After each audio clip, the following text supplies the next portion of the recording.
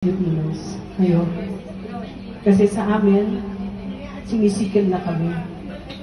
Yung freedom of expression, wala na yun.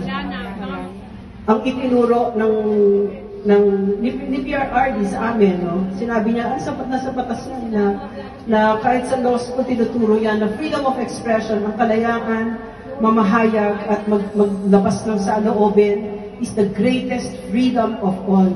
It is the right above all rights. Hindi tayo papayag na nanakawin yan. Ipaglalaban yan. This is a right that is worth fighting for.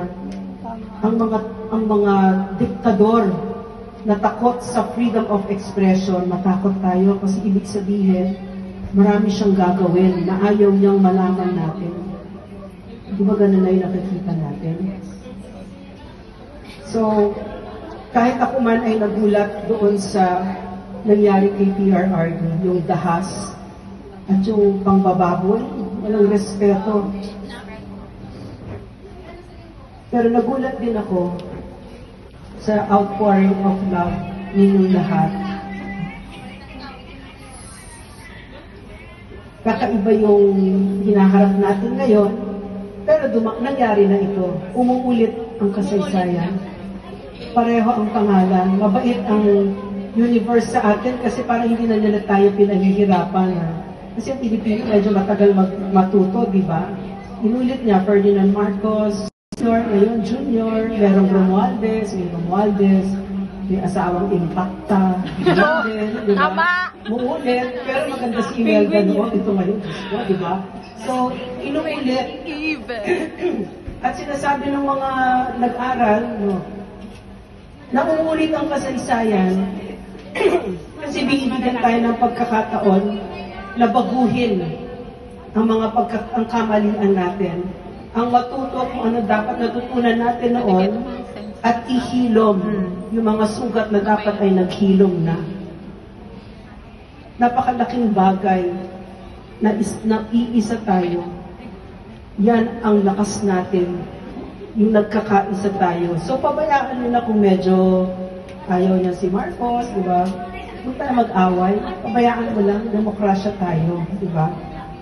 At pabayaan mo na kung hindi na masyadong gusto si PRRD, no? Ang ipinaglalaban natin dito yung ating bansa, ang mga anak natin, ang salin-lahing Pilipino. Next generation and generations to come. No?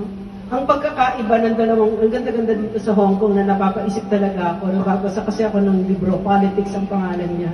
Meron dalawang bansa, Syria at Denmark.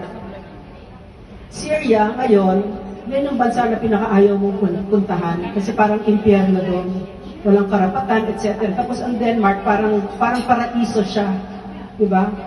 Pero may isang time sa kasaysayan nila na baliktad sila. Siguro parang 100 years ago or so, ang Denmark parang Syria, na may mga diktador na pinagpapatay yung mga ano nila, wala silang karapatan. At ang Denmark pala ganun. Tapos ang Syria, ganda, mayaman na bansa. Saan nagkamali? Saan sila nagkamali at naiba yung landas nila?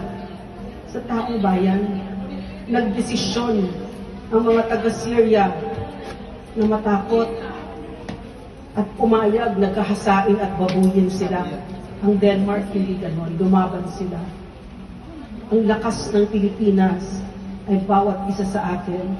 But the role that the OFWs play, overseas Filipinos play, lalo na yung nagsasalita,